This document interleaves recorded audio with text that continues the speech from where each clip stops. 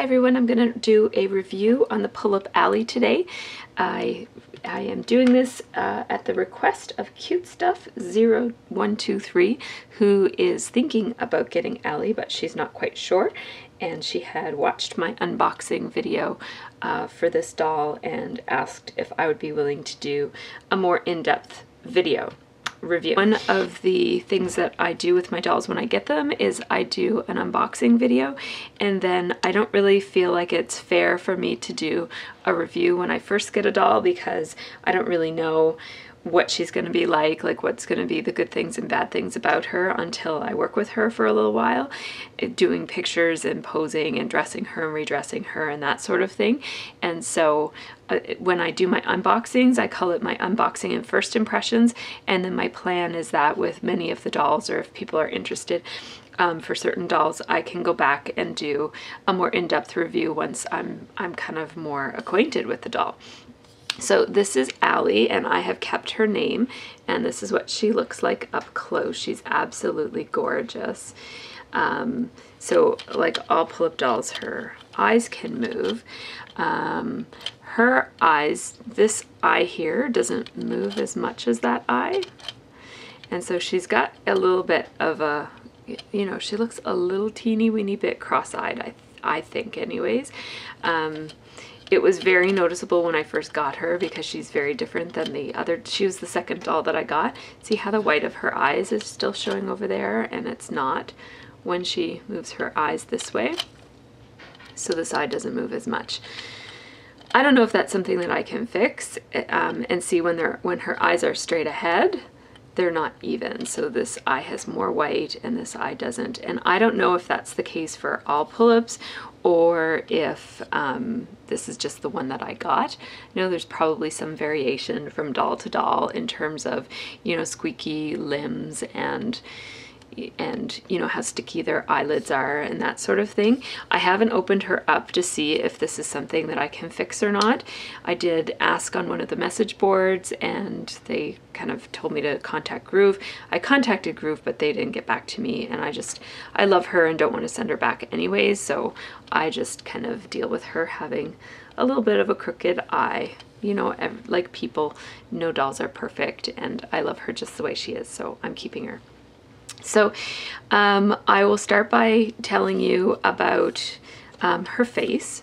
So she's got a hairstyle that really shows all of her face up. So you can see her eyebrows are a really light brown color, and they kind of fade away, like they're kind of, they go from lines into a more dark, and then they get darker as you go, but to the inside they kind of fade into just little lines, and then they disappear altogether. So I think they're really pretty. I know some people say that they wish that her eyebrows matched her hair a little bit more, but that's okay for me. I don't really mind that. Yeah. So her hair is a very platinum blonde color that, you know, if you were trying to have a natural doll, her hair is probably dyed anyways, and so it makes sense that her eyebrows might be a different color than her hair, because when you dye your hair, a lot of times your hair is a different color than your eyebrows. So she's got a little bit of dust on her eyeballs. I'm just kind of dusting her a little bit. Her face up is very, very subtle. Under these harsh video lights, I don't think you're going to see just how smoky her eyes are, but I'm going to close her eyes so that you can really see. So all Pullip dolls, their eyes close like that, and the way that you do it is you just press these buttons in the back of her head, these ones right here, and this is the one that you use to kind of turn her eyes. So her eyelids are almost the same color as the skin on her face. They're a little bit brighter actually than her face, and she has a thick eyeliner. Her eyelashes are long and wispy compared to another Pullip that I have, the Pullip Io, and some of the other. This is actually the longest eyelashes that I have on a Pullip, other than I've enhanced the eyelashes of one of my dolls. So, and she has kind of like smoky brown eyeshadow here with a little bit of a line, almost like, I think they call that like cat eye, like a little wisp there with the black. And then she's got a couple of lines in the crease of her eyelid and a little line there. And I'll open her eyes so you can see how her under eyes are. So she doesn't have any drawn eyelashes at all. She just has like a plain line there with a little bit of shading around it. And on the top, it's just the lining is all that there is. So there's no drawn eyelashes, just her applied, like her real eyelashes. Her lips are a really pretty soft pink.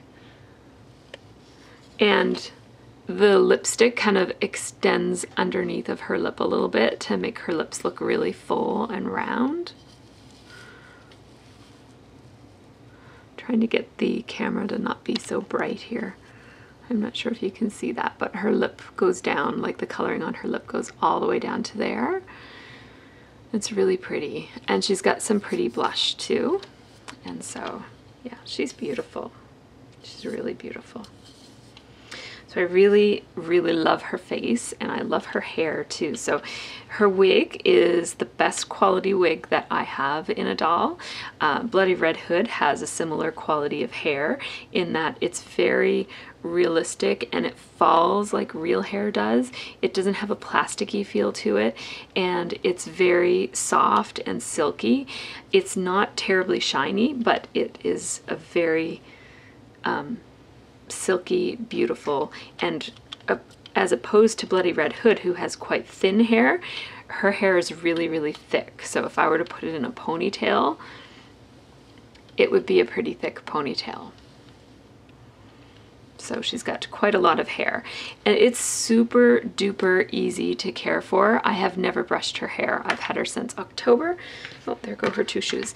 I've had her since October, and all that I do before I take her picture is I just run my hands through her hair to get any little mats out of it. Not really matte, it doesn't get matted, just like little, you know, just messiness. I just run my hands through it, and then she's ready for pictures. So she's a super easy to care for doll, and her hair is gorgeous as it is, so you don't have to worry about needing to re-wig her when you get her or anything like that. You can see a little tiny bit of her wig here at the part and in the front. So the fact that it's in the front is a little bit unfortunate because you can see it when you take pictures of her, and you don't see any of the wig showing from the top at all. So there's this little part here and a little tiny bit on this side too, that you can see the wig. Just not the wig, you can see the netting of the wig. So her hair is like just down to the back of her knees, just a little bit more than that. And it's very straight, but it has this little like curve to the end of it, which, you know, makes it kind of more casual, natural looking. Like you can kind of flip it over her shoulder. It's got a little bit of a curve to it instead of being like absolutely straight the way that Bloody Red's is. So yeah, I don't know what else to say about the wig. It's like a platinum blonde color, so you know, she does look like she probably dyes her hair. Some people have that color hair naturally. And she's just really, really, really pretty. Her hair's getting a little stuck in her eyelashes, which happens from time to time. So let's talk about her body. So Pullips have lots of articulation with their stock bodies. So her arms move in circles like that, and her elbows move, and her wrists move, and they move this way too. Her body doesn't move, and her head only moves from side to side, so it doesn't go up and down. You can't kind of tilt it that way. And she has very little flexing through her torso. So yeah, I mean, she can bend a tiny bit, and a tiny bit front and back, but not a whole lot. So those are her arms, and then her legs have lots of movement, range of movement too. So her hips move, her knees move, and her ankles move. And so you can pose her in lots of different positions. She doesn't have as much posability as an Obitsu doll. Oh, right, she has another kind of joint right here where you see that line where she can kind of move her arms this way and that way too, which is handy for posing. Pull-ups are known for having their bodies kind of fall apart. So this, yeah, so sometimes their knees, they will fall apart at the knees, and it's okay, you just kind of stick it back. Some dolls are really loose, I hear. I don't have any dolls that are super loose, but sometimes you'll get one where the knee just keeps on falling out. They have very, very delicate ankles, and so you need to be very careful. The ankle is just held in with this little plastic pin, and it's easy to break their feet when you're putting on tight shoes or, you know, elaborate shoes where you have to kind of like stick it down and in, like for boots and stuff. So you need to be really careful. Their feet do not come off, but their wrists, their hands do come off. So you can pull out her hand just by giving it a little pull like that. You have to be very, very careful when you do that because you don't want to pull apart her hand. So her hand has this little joint on it, and you don't want to pull apart this joint or her hand will be broken. That's handy for dressing your dolls if their hands. I have a couple of dolls whose hands I just can't take out. They're just so tight. But it's handy for dressing your dolls if you can very, very carefully pull out their hands, because then their little fingers don't get stuck on the threads inside of sleeves, especially on long sleeved clothing. So be very, very, very careful with her wrists. And if you really want to err on the side of caution, just like don't even take her hands out, right? I take them out really, really carefully when I'm dressing, but that's because I kind of don't care about her body, because I plan to obitsu all of my dolls. So if her hand breaks, I'll just obitsu her sooner rather than later. But if you want to keep your doll in its original state, I would be very, very careful about the hands and probably not remove them on purpose like I just did. Sometimes I have some dolls whose shoulders come apart too. I don't think this is one of them, but the shoulder will come. If your shoulder comes off, you can just pop it back in, and it shouldn't be too loose. But there might be some dolls that have that kind of defect to them. Just the same way that I have a doll that the knee comes out of really easily. So, and I think that's just a defect of the doll. So that's the pull-up body, and the reason I went into so much detail with the pull-up body is that I know there are some people who view my channel who are new to pull-ups. I know there's a lot of scrapbooking people who sometimes check out my channel, so I just wanted to kind of showcase the pull-up body. The legs can only bend so far, so she can't really kneel very easily because her knees only bend like that, like they don't bend all the way up like that. And she can't like kneel with her legs kind of spread out around her, which is a really pretty pose, but she can't do that.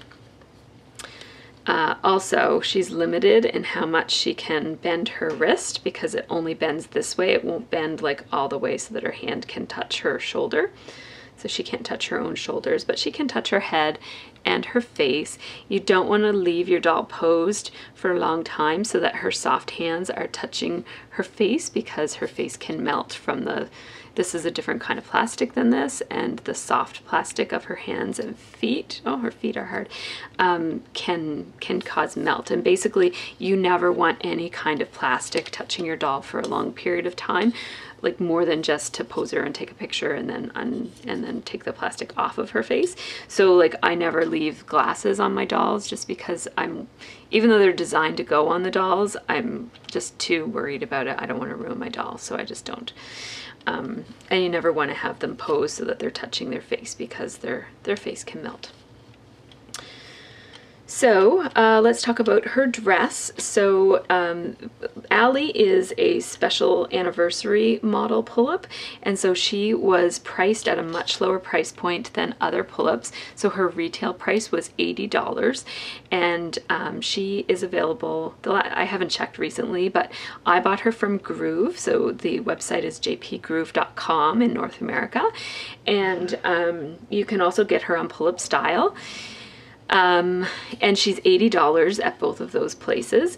And So because she's $80, obviously, you know, she's going to have less elaborate stock outfits and that sort of thing. I was really impressed that she has such a great wig for an $80 doll.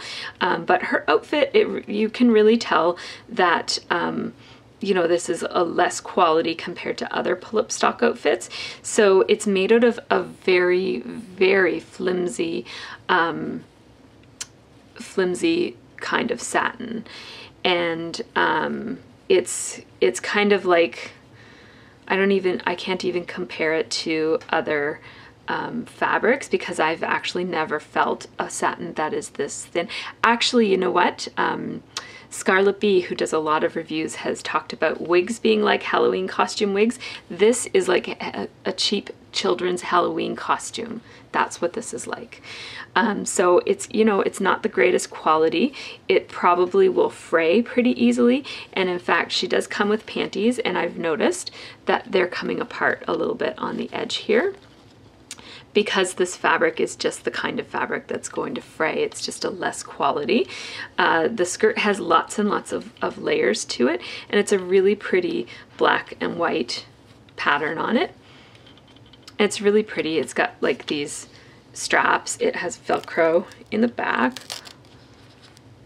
So it closes with Velcro, and it has these little satin straps. It has a really, really cute bow, and it's like a triple layered bow. It's really cute. So that's the dress, and it's like really, it has a lot of panels on it to make it really kind of full and pretty, and it sits really nicely on her. So it just naturally has that shape. It's really pretty. Not the greatest quality, but very pretty. She comes with these rubber shoes that a lot of Pullips come with. They're very similar to Barbie shoes. They have this strap, and they're pink, and there's a hair stuck to one of them, so sorry about that. So her shoes are very loose on her. You might notice that they were on her when I started this video, and now they fell off throughout the process of me showing her. So they just kind of go on like that, and there's quite a bit of space in them when you have them on, so they can fall off quite easily. So when I have shoes like that, and a lot of Pullip shoes are too big for the dolls, so what I do is I try to wear socks with them, and then they're a little bit less likely to fall off. So this is a pair of white socks. I think these socks came with the Coney Island outfit, which is also made by Groove. So I'm going to put these little socks on and just show you the difference that it makes on her shoes. So the socks provide a little bit of friction, as well as making her feet a little bit bigger. And so it helps the shoes stay on in those two ways. They still very well could fall off, but they're a little bit less likely to fall off with the shoes on, with the socks on. So see, they fit a little bit more snugly. Yeah, quite a bit more snugly, actually. I mean, you can still pull them off pretty easily, but they're less likely to fall off when you have socks. So she also comes with this ginormous bow, which is really cute, and it's wired, so you can change the bow and make it, you know, when you put a bow on and it just kind of like flops in a funny way. Well, this bow won't do that, because you can just change it if it's flopping a funny way. So I'm going to put this bow on her. Let me see, where do I want to put it? Kind of off to the side. There we go. And so I can make it kind of come close to her head, so it looks kind of like she's got a headband on, and then I can kind of turn it so that you can see more that it is a bow shaped from the front if I want. And so yeah, it's kind of falling out. I'm not a big bow person, so I've never really mastered the skill of how to clip these in, because I usually just don't use them. But yeah, she does come with a bow, and it's nice thick cotton, and it does have the wires in it, which makes it nice because you can position it the way that you want. That actually looks quite nice on her like that. I would kind of want to move it so that you can, so that it looks better from the front, kind of like that. anyhow, and you could make it really big and puffy if you wanted, or really flat if you wanted. So it's quite cute. It matches her outfit quite nicely. Then she comes with her little collector's card. And I think it's, you know, it's a nice picture of her. You can appreciate a little bit more how smoky her eyes can be. And she comes with a white stand. I like a nice neutral colored stand so that it doesn't kind of stand out on the shelf where I keep my dolls. So basically, if you're wondering if I recommend this doll, I do. She's a great starter doll. Because of her price, she's a really great first doll because, you know, if you're not sure if you're going to get into pull-ups or not, you don't want to necessarily spend $120 on a doll, which is what the new ones are tending to cost these days. You know, she's, for a newer doll, she is very, very well priced. It's also a really great doll for if you don't want to change her wig, because her wig is really nice. So again, if you're kind of getting into the hobby and don't want to get into some of the technical things, like, I mean, changing a wig is actually quite simple, but if you just want to kind of buy a doll and have a doll be nice already out of the box, this is a great doll to choose because her hair is absolutely gorgeous, and a lot of pull-up hair is not at all gorgeous. She's also a really great doll if you plan to redress her. So she comes with a simple outfit, and I mean, the thing with pull-up dolls is that their outfits are usually quite elaborate, and so a big part of the price of the doll that you're paying is for the stock outfit.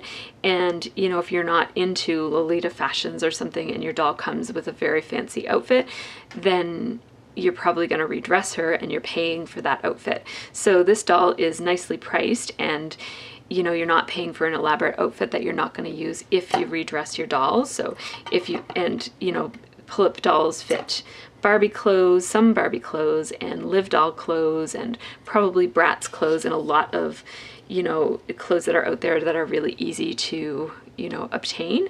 And so if you're going to redress your doll, this is a really great doll to start with because she comes with a fairly modern looking, like, simple dress that's not terribly fancy and elaborate with like aprons and gloves and sleeves and puff caps and all of those sorts of things. So she's a really kind of down-to-earth, easy-to-use doll that you're not going to pay a bunch of extra money for an outfit that you might not, you know, keep her in. Some people do keep them in their stock outfits. Like, I have a couple dolls that I keep in their stock outfits because they're just gorgeous. But it just kind of depends on what you're looking for. So if you're looking for a really elaborate Lolita style fashion dress, or a really heavily themed doll like steampunk or something, then obviously this is not going to be the doll for you because she's very, very simple and plain. But she's a great starter doll, and she's a great doll to have if you plan to redress her in more modern fashions, or if you already have some clothes at home to dress her in. So yeah, I definitely recommend her. I think she's a great doll, especially a starter doll. She's my second doll.